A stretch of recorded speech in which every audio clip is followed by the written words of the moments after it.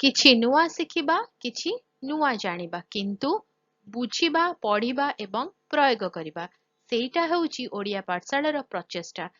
ଆପଣମାନଙ୍କୁ ସମସ୍ତଙ୍କୁ ସ୍ୱାଗତ। ଓଡ଼ିଆ ପାଠଶାଳାକୁ ଚାଲନ୍ତୁ। ଆଗକୁ ଆସୁଛି ସ୍ୱାଧୀନତା ଦିବସ। ସ୍ୱାଧୀନତା ଦିବସ ଉପଲକ୍ଷେ ରଚନାଟି ପ୍ରସ୍ତୁତ କରାଯାଇଛି। ଜାଣିବା କଣ ରହିଛି। ଉପକ୍ରମ। ପ୍ରତିବର୍ଷ ଅଗଷ୍ଟ 15 ତାରିଖରେ ସ୍ୱାଧୀନତା ଦିବସ ପାଳନ କରାଯାଏ।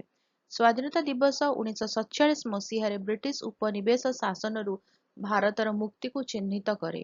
ଏହି ଉତ୍ସବ ଏକ ସ୍ୱାଧୀନ ଭାରତର କଳ୍ପନା କରିଥିବା ଅଗଣିତ ସ୍ୱାଧୀନତା ସଂଗ୍ରାମୀଙ୍କ ଦ୍ୱାରା ଦିଆଯାଇଥିବା ବଳିଦାନ ପାଇଁ ଏକ ଶ୍ରଦ୍ଧାଞ୍ଜଳି। ବିଶେଷତା। ସ୍ୱାଧୀନତା ସଂଗ୍ରାମର ବିଶେଷତା ହେଲା ବ୍ୟାପକ ଆନ୍ଦୋଳନ, ମହାତ୍ମା ଗାନ୍ଧୀଙ୍କ ପରି ନେତୃତ୍ୱ, ଅହିଂସା ନୀତି, ଲବଣ ସତ୍ୟାଗ୍ରହ ଏବଂ ଭାରତ ଛାଡ଼ ଆନ୍ଦୋଳନ ପରି ମହତ୍ତ୍ୱପୂର୍ଣ୍ଣ ଘଟଣା। ସ୍ୱାଧୀନତା ସଂଗ୍ରାମ ଦ୍ୱାରା ବ୍ରିଟିଶ ଶକ୍ତିର ବିନାଶ ହୋଇ ପ୍ରାୟ 200 ବର୍ଷର ଉପନିବେଶର ପ୍ରାଧାନ୍ୟ ସମାପ୍ତ ହେଲା। ବର୍ଣ୍ଣନା। ସ୍ୱାଧୀନତା ଦିବସ ଦିନ ଦେଶର ରାଜଧାନୀ ଦିଲ୍ଲୀର ଲାଲକିଲ୍ଲାଠାରେ ପତାକା ଉତ୍ତୋଳନ ସହିତ ଜାତୀୟ ସଙ୍ଗୀତ ଗାନ ହୋଇଥାଏ। ପରେ ପ୍ରଧାନମନ୍ତ୍ରୀ ଦେଶବାସୀଙ୍କୁ ସମ୍ବୋଧନ କରିଥାନ୍ତି। ସ୍ୱାଧୀନତା ଦିବସ ଦିନ ଦେଶବ୍ୟାପୀ ମଧ୍ୟ ବିଭିନ୍ନ ସ୍ଥାନରେ ପତାକା ଉତ୍ତୋଳନ ହୋଇଥାଏ। ସମଗ୍ର ଦେଶରେ ସର୍ବସାଧାରଣ ସ୍ଥାନଗୁଡ଼ିକ ଜାତୀୟ ପତାକା ସହିତ ସୁସଜ୍ଜିତ ହୋଇଥାଏ ଏବଂ ବିଭିନ୍ନ ସାଂସ୍କୃତିକ କାର୍ଯ୍ୟକ୍ରମ, ପରେଡ୍ ଏବଂ ଅନ୍ୟାନ୍ୟ କାର୍ଯ୍ୟକ୍ରମ ଆୟୋଜିତ ହୋଇଥାଏ।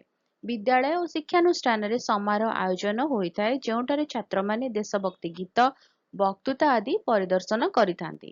ସ୍ୱାଧୀନତା ଦିବସ କେବଳ ଅତୀତର ବିଜୟ ଉତ୍ସବ ନୁହେଁ, ବରଂ ସ୍ୱାଧୀନତା ସହିତ ଆସୁଥିବା ଦାୟିତ୍ୱଗୁଡ଼ିକର ସ୍ମରଣ ମଧ୍ୟ ଅଟେ। ସ୍ୱାଧୀନତା ପରଠାରୁ ଅଗ୍ରଗତି ଏବଂ ଏକ ସମୃଦ୍ଧ ତଥା ଅନ୍ତର୍ଭୁକ୍ତ ରାଷ୍ଟ୍ର ଗଠନ ପାଇଁ ପ୍ରତିବଦ୍ଧତାକୁ ନବୀକରଣ କରିବାର ଏହା ଏକ ଦିବସ। ଉପସଂହାର। ସ୍ୱାଧୀନତା ଦିବସ ଜାତୀୟ ଗର୍ବ, ଏକତା ଏବଂ ନ୍ୟାୟ, ସମାନତା ଏବଂ ସ୍ୱାଧୀନତାର ମୂଲ୍ୟବୋଧକୁ ବଜାୟ ରଖିବା ପାଇଁ ଏକ ସଂକଳ୍ପବଦ୍ଧତା ସୃଷ୍ଟି କରାଏ। ଜୟ ହିନ୍ଦ।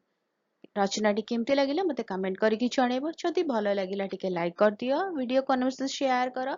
ଚ୍ୟାନେଲରେ ଯେଉଁମାନେ ଭିଡ଼ିଓ ଦେଖୁଛନ୍ତି, ଚ୍ୟାନେଲକୁ ଏପର୍ଯ୍ୟନ୍ତ ସବସ୍କ୍ରାଇବ୍ କରିନାହାନ୍ତି, ଚ୍ୟାନେଲକୁ ପ୍ଲିଜ୍ ସବସ୍କ୍ରାଇବ୍ କରି ବେଲ୍ ଆଇକନ୍ ପ୍ରେସ୍ କରି ଅଲ୍ ନୋଟିଫିକେସନକୁ ଅନ୍ ରଖିଥାଅ। ଭିଡ଼ିଓ ଅପଲୋଡ଼ ନୋଟିଫିକେସନ ପହଞ୍ଚିବ, ମିଶିକି ପଢ଼ିପାରିବା, ଜାଣିପାରିବା ଏବଂ ବୁଝିପାରିବା।